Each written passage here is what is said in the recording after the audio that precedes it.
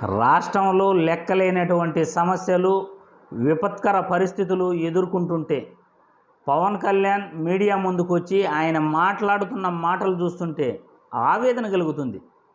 ఒక డిప్యూటీ ముఖ్యమంత్రిగా రాష్ట్రానికి ఉండి ఆ విధంగా బాధ్యత లేకుండా ఎలా మాట్లాడగలుగుతున్నాడు అని చాలా బాధ వేస్తుంది. ఇక్కడ వ్యక్తిగత విషయాలు ఎవ్వరికీ అక్కర్లేదు, ప్రజా ప్రయోజనాలే ముఖ్యం. నేను ప్రజా ప్రయోజనాలకే ముందు వాల్యూ ఇస్తాను. ప్రజా ప్రయోజనాలకు ఎవరైతే ఇబ్బంది కలిగిస్తున్నారో, రాజకీయాలలో ఉండి బాధ్యతాయుత పదవుల్లో ఉండి ఎవరైతే బాధ్యతగా మెలగలేదో ఖచ్చితంగా వాళ్ళని విమర్శించే ప్రయత్నం చేస్తున్నాను. పవన్ కళ్యాణ్ కూడా బాధ్యతాయుతమైన పదవిలో ఉండి విజయవాడలో అంత విపత్కర పరిస్థితి వస్తే అంతమందికి ప్రాణాలు అరిచేతిలో పెట్టుకుని వరద ప్రాంతాల్లో వాళ్ళు ఇబ్బందులు పడుతూ ఉంటే నేను జనాల్లోకి రాలేను, నేను వస్తే మీకు ఇబ్బంది కలుగుతుంది అంటూ ఆయన వ్యాఖ్యలు చేస్తూ కొన్ని వ్యంగ్యాస్త్రాలు కూడా చేస్తున్నాడు. గత ప్రభుత్వం యొక్క వైఫల్యమే ఇప్పుడు ఆ వరద ముంపుకి కారణమని అంటున్నాడు. పవన్ కళ్యాణ్ తెలిసి మాట్లాడుతున్నాడా, తెలియక మాట్లాడుతున్నాడా, ఎవరికి అర్థం కావట్లేదు. గత ప్రభుత్వానికి ఈ వరద ముంపుకి ఏం సంబంధం అని ఈ వీడియో ద్వారా ప్రశ్నిస్తున్నాను.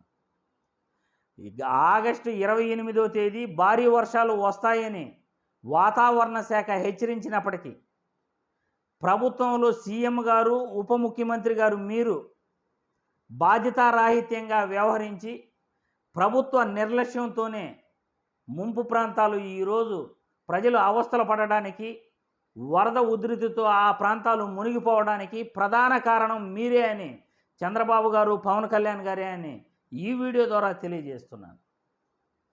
బాధ్యతాయుతంగా వాతావరణ శాఖ ఎప్పుడైతే హెచ్చరించిందో అప్పుడు చర్యలు తీసుకోవాలి. ప్రజల్ని సురక్షిత ప్రాంతాలకు పంపించి ఉండాలి. ఈ శ్రీశైలం, పులిచింతల, నాగార్జున సాగర్లోని నీళ్లను సముద్రంలోకి పంపించే విధంగా గేట్లు ఎత్తివేసి ఎప్పటికప్పుడు అవి ఆడ ఖాళీ చేస్తూ కృష్ణా వరదను సముద్రంలోకి పంపించే ప్రయత్నం చేస్తుంటే ఖచ్చితంగా ఇంత ప్రమాదం జరిగి ఉండేది కాదు. తప్పులన్నీ మీరు చేసి గత ప్రభుత్వం తప్పిదం వల్లే ఇప్పుడు వరద వచ్చేసింది. అక్కడ వైఎస్ఆర్ కాలనీ కట్టేశారు, ఆక్రమణలు చేసేశారు. ఆక్రమణలు చేస్తుంటే వైఎస్ఆర్ కాలనీ కడుతుంటే అక్కడ ప్రమాదం ముంపు పొంచి ఉందని మీకు తెలుసుంటే కేసులు వేయచ్చుగా, నిలిపేయచ్చుగా. ఏరులో బుడమేరులో వీళ్ళు వైఎస్ఆర్ కాలనీ ఇల్లు కడుతున్నారు, లేకపోతే వీళ్ళు ప్రభుత్వం తప్పు చేస్తూ ఉంది, ఆక్రమణలు చేస్తున్నారు అని మీకు తెలుసుంటే అప్పుడు నిద్రపోతూ ఉండి ఈరోజు వైసీపీ ప్రభుత్వం తప్పిదాల వల్లే వరద వచ్చిందంటారా? తప్పులన్నీ మీరు చేసి గత ప్రభుత్వం ఏదైనా తప్పులు చేసుంటే మీరు ఎత్తి చూపకుండా కేసులు పెట్టకుండా ఈరోజు వైసీపీ ప్రభుత్వం తప్పు చేసింది అని బాధ్యతారాహిత్యంగా మాట్లాడుతున్నారే, ఎంత నిర్లక్ష్యం!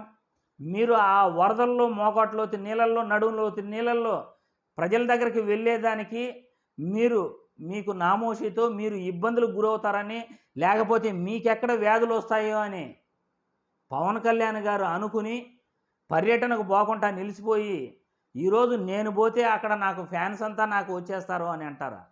నేను కూడా పవన్ కళ్యాణ్ గారి అభిమానిని, చిరంజీవి గారి అభిమానిని. కానీ ప్రజా సమస్యల విషయంలో ప్రజలకు అన్యాయం జరుగుతుంటే ఖచ్చితంగా పవన్ కళ్యాణ్ గారైనా, చంద్రబాబు గారైనా, ఇంకే నాయకుడైనా కానీ, జగన్మోహన్ రెడ్డి అయినా కానీ ఖచ్చితంగా ప్రశ్నిస్తాను. కానీ బాధ్యతారాహిత్యంగా వ్యవహరిస్తున్న పవన్ కళ్యాణ్ గత అధికారంలోకి వచ్చిన 95 రోజుల నుండి కూడా ఎక్కడ కూడా ఒక్క మాట కూడా మాట్లాడట్లేదు. రాష్ట్రంలో అనేక సంఘటనలు జరిగాయి. ఎసెన్స్ కంపెనీలు ప్రమాదం జరిగితే ఒక్క మాట కూడా మాట్లాడలేదు. అపోలో మెడికల్ కాలేజీలో 300 మందికి కలుషిత ఆహారం తిని వాళ్ళు ఆసుపత్రి పాలైతే ఒక్క మాట కూడా మాట్లాడలేదు. విద్యార్థులు 1500 మంది హాస్టల్ గదిలో గుడ్లవల్లేరులో ఇంజనీరింగ్ కళాశాలల్లో సీక్రెట్ కెమెరాల గురించి ఒక్క మాట కూడా మాట్లాడలేదు. వాళ్ళ విద్యార్థుల యొక్క గొంతు నొక్కేశారు. వాళ్ళపైన కేసులు పెడతామని ప్రభుత్వం వాళ్ళని గొంతు నులిమేసే ప్రయత్నం చేసింది. ఈరోజు వరద ఉధృతికి దాదాపు 3.5 లక్షల నుండి 4.5 లక్షల మంది ప్రజలు అవస్థలు పడుతుంటే అక్కడ ముందరే మీరు ప్యాకెట్లు 1.5 లక్ష మందికి, 1 లక్ష మందికి ప్యాకెట్లు పంపిణీ చేస్తూ అది కూడా అరాకొరాగా హెలికాప్టర్ల నుండి జనాలకు విసిరేస్తున్నారు. ప్రజలేమన్నా బానిసలా అయ్యా? విజయవాడ మళ్ళీ చుట్టుపక్కల ప్రాంతాలలో ప్రజల్ని తరలించచ్చుగా. కళ్యాణ మండపాలు ఉంటాయి, కలెక్టర్ ఆఫీస్ ఉంటుంది. ప్రభుత్వ బిల్డింగుల్లోనూ, ప్రైవేటు బిల్డింగుల్లోనూ ఆ ప్రజల్ని సురక్షిత ప్రాంతాలకు మీరు ఎందుకు తీసుకొచ్చే ప్రయత్నం చేయలేదు? అటువంటి చర్యలు చేపట్టకుండా బాధ్యతారాహిత్యంగా మెలుగుతూ ఒక వెహికల్లో అన్నం పొట్లాలు తీసుకెళ్ళి విసిరేసేది, హెలికాప్టర్ల నుండి అన్నం పొట్లాలు విసిరేసేది. ఇదంతా సినిమాలో ఎలా అయితే చూస్తుంటామో మనం అలా జరుగుతూ ఉంది. ప్రజల్ని ఒక బానిసల్లాగా అనుకుంటూ మీరు పొట్లాలు విసిరేస్తూ వాళ్ళని ఆ విధంగా ముంపు ప్రాంతాల్లో ఇబ్బంది పెడుతున్నారంటే కనీసం ఇంత దారుణమైన ప్రభుత్వాన్ని నా జీవితంలో ఎప్పుడూ చూడలేదు.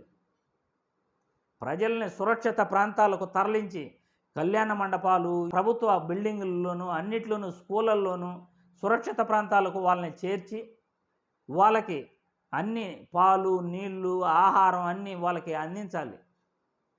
కూడు గుడ్డ అన్నీ చూసుకోవాలి. కానీ ఆ పని చేయకుండా నేను ఇంట్లోనే కూర్చున్నాను, నా ఫ్యాన్స్ వచ్చేస్తారు అక్కడికి, నేను నా వల్ల వాళ్ళు ప్రజలు ఇబ్బందులు పడకూడదు, ఏ రోజు నువ్వు ప్రజా సమస్యల గురించి మాట్లాడుతున్నావని ఈరోజు నువ్వు విజయవాడ వరద ప్రాంతాలకు వెళ్ళలేదని నీ గురించి ఎవరు మాట్లాడుతున్నారు? రాష్ట్రానికి రావాల్సిన 5 మెడికల్ కళాశాలలు రాకపోతే ఒక్క మాట కూడా నువ్వు మాట్లాడలేదు. 43,800 మందికి నష్టం జరిగింది విద్యార్థులకి.